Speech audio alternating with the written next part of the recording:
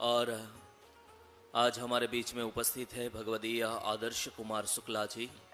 वे ब्रह्मलीन पूज्य जगदम्बा प्रसाद जी, जो हमारे कालीपीठ के पीठाधीश्वर रहे और ललितांबा मंदिर के प्रधान पुजारी के स्वरूप में भी उन्होंने अपनी महनीय सेवा दी। तो उनके बारे में हमें कुछ वे बताएंगे। तो मैं उनसे विनती करता हूं कि वे यहाँ मंच पर पधारेंगे और अपने हृदय के भाव हम सभी के बीच में रखेंगे। आदरणीय भगवदीय श्री आदर्श कुमार जी शुक्ला, और साथ में जिनके नामों की पूर्व में उद्घोषणा हुई है और यहाँ मंच के समीप उपस्थित है, वे सभी जल्दी से मंच पर पधारेंगे और प्रणाम करते हुए पुनश्च अपना स्थान ग्रहण करेंगे।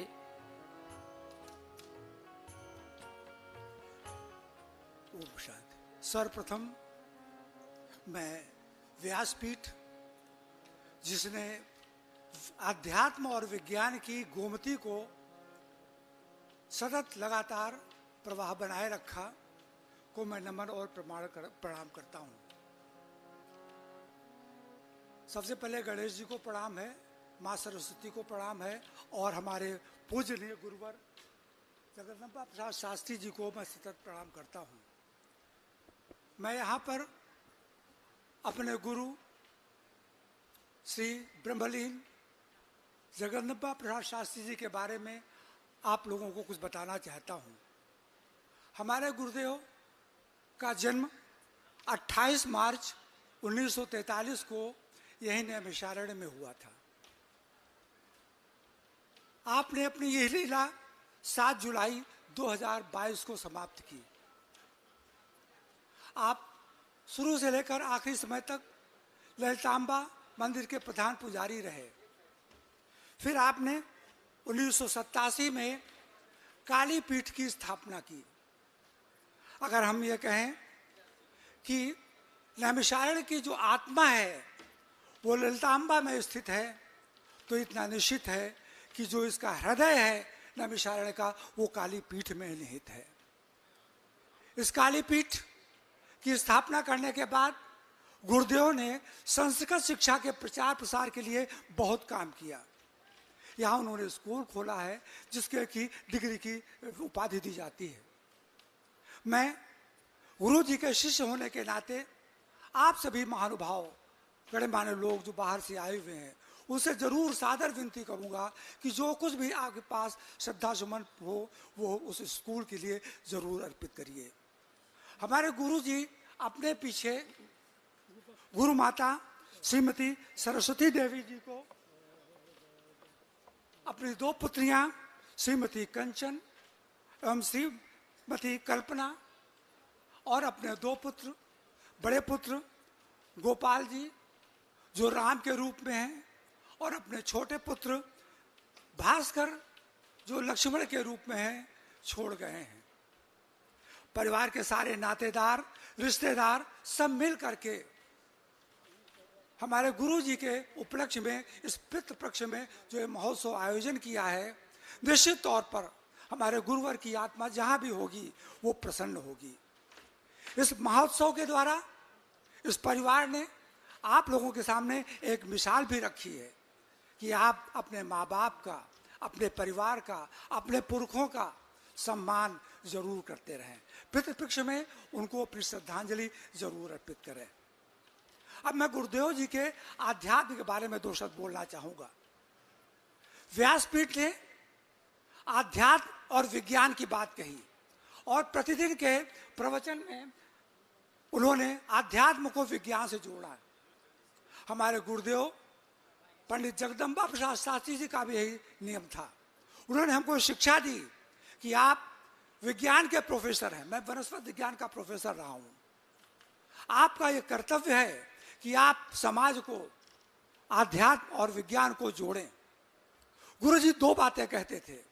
पहली बात, आध्यात्म को विज्ञान का साथ नहीं छोड़ना चाहिए। दूसरी बात, विज्ञान को भी आध्यात्म का साथ नहीं छोड़ना चाहिए। ध्यान से सुनिएगा, गुरु जी का वही वाक्य मैं दोहरा रहा हूं। आध्यात्म को विज्ञान का साथ नहीं छोड़ना चाहिए और विज्ञान को आध्यात्म का। जब आध्यात्म विज्ञान का साथ छोड़ता है तो समाज में कुरीतियां आती हैं, अंधविश्वास आता है। उदाहरण के तौर पर सती प्रथा। सती प्रथा कब उपजी? जब अध्यात्म ने विज्ञान का साथ छोड़ा। छोटी छोटी लड़कियों की शादी हो जाती थी, पति का देहावसान हो गया, उन नन्ही हुई छोटी छोटी बच्चियों को चिता में जला दिया जाता था। सोचे कितना करुण दृश्य होता होगा। उस समय बंगाल के राजा राम मोहन राय जी ने इंग्लैंड में जाकर के नियम बनाया और इस अंधविश्वास को दूर किया। ये जो हमारे गुरुवर जो लोग बोलते हैं, ये इस आध्यात्म को स्थापित करने के लिए उसको विज्ञान से जोड़ करके अपनी बात कहते हैं। इस व्यासपीठ ने विज्ञान से जोड़ करके जिस ब्लैक होल की बात कही, बहुत बड़ी बात कही। आध्यात्म जब तक विज्ञान के साथ नहीं जुड़ेगा तब तक समाज में कुरीतियां उत्पन्न होगी। और इसका उल्टा, यदि विज्ञान आध्यात्म का साथ छोड़ेगा तो क्या होगा? विज्ञान जब आध्यात्म का साथ छोड़ेगा तो होगा हिरोशिमा, तो होगा नागासाकी, तो होगा रूस और जो कंट्री का लड़ाई हो रही है, ये सब उत्पन्न होंगे।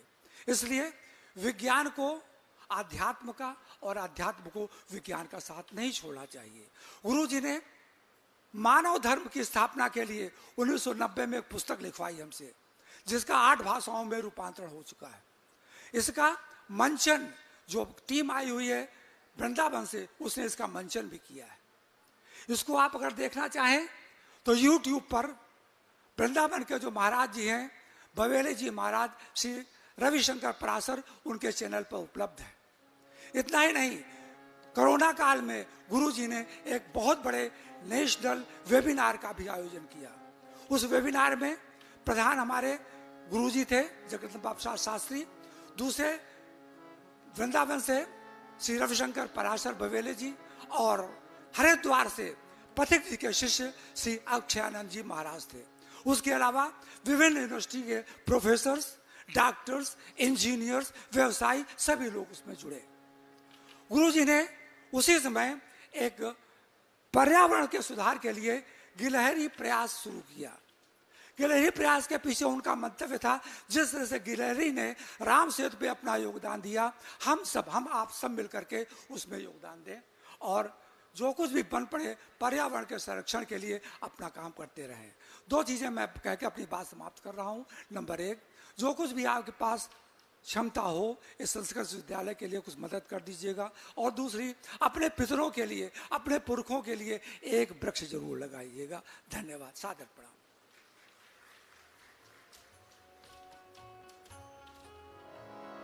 बहुत बहुत धन्यवाद, शुक्रिया आदरणीय शुक्ला जी। आपने ब्रह्मलीन पूज्य जगदम्बा प्रसाद जी के जीवन के बारे में हम सभी को दर्शन कराया। और अब आइए नैमिषारण्य की इस पावनी धरा पर हम सभी एकत्र